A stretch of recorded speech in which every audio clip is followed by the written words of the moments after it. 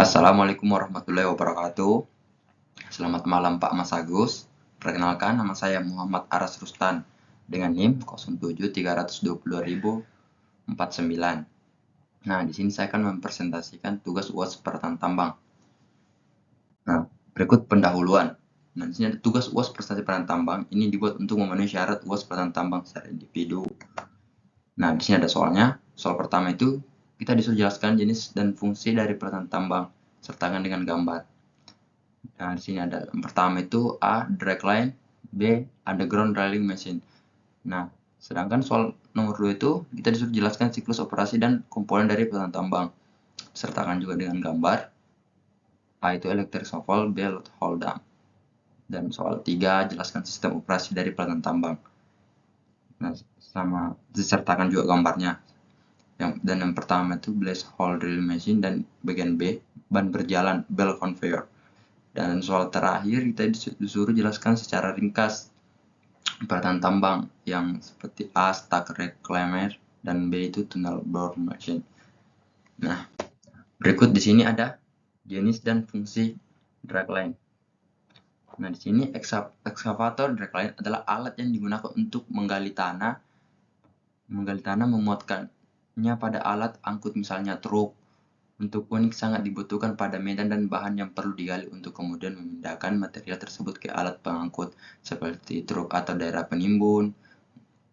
Nah, mudahnya Anda dapat menjumpai untuk dragline pada daerah yang membutuhkan pengerukan dengan area cukup luas, seperti pada pertambangan. Ukuran dragline yang digunakan untuk disesuaikan dengan kebutuhan penggalian.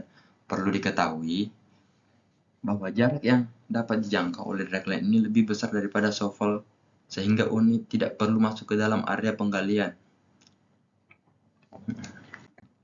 Nah, terus itu yang kedua itu crawler mounted dragline.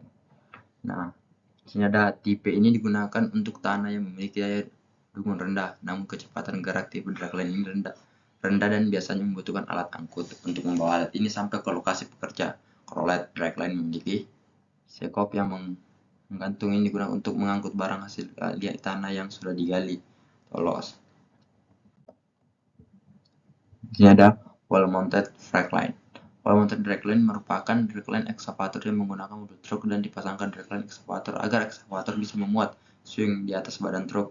Nah, dia itu bisa dipasang di atas truk supaya dia lebih mudah untuk dibawa, untuk bergerak.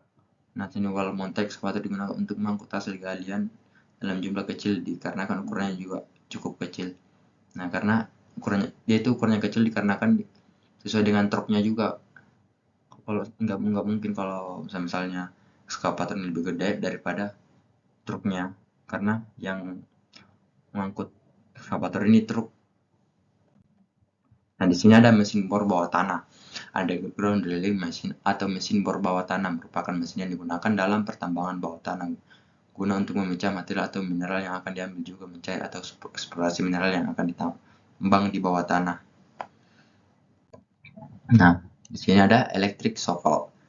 Nah, soal yang tadi itu electric shovel merupakan alat berat keluarga sama dengan ekskavator yang memiliki ukuran lebih besar ketimbang ekskavator dan yang berbeda dari ekskavator. Electric shovel ini menggunakan semacam sekop berbentuk sendok untuk yang ditarik pangkal sekop menggunakan kabel agar sekopnya dapat mengangkut everbarder, dengan catatan alat ini harus sama tinggi atau lebih rendah dengan everbarder.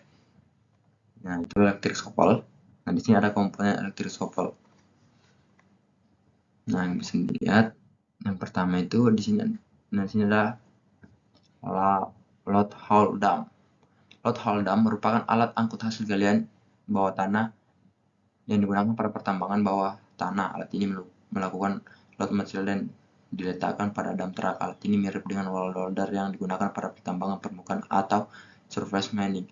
Nah, berbanding dengan wall loader, wall loader itu kan dia itu mengangkut material untuk ke truknya itu, dam truknya itu. Nah, beda dengan load hole dam. Nah, di sini ada komponen load hole dam tersebut tadi, komponen-komponennya. Nah, berikut blast hole drilling machine.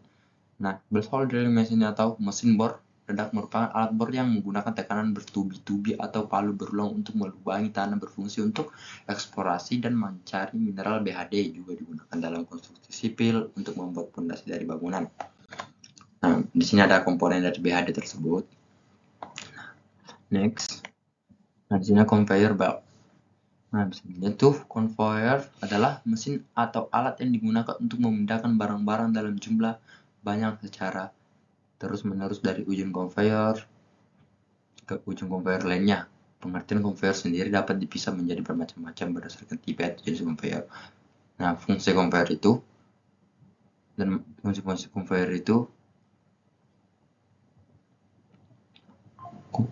conveyor dan material yang digunakan oleh conveyor itu sendiri. Akan tetapi, inti pengertian conveyor secara keseluruhan adalah seperti yang disebutkan. Pengertian conveyor adalah mesin yang digunakan untuk memindahkan barang dari satu titik ke titik lainnya.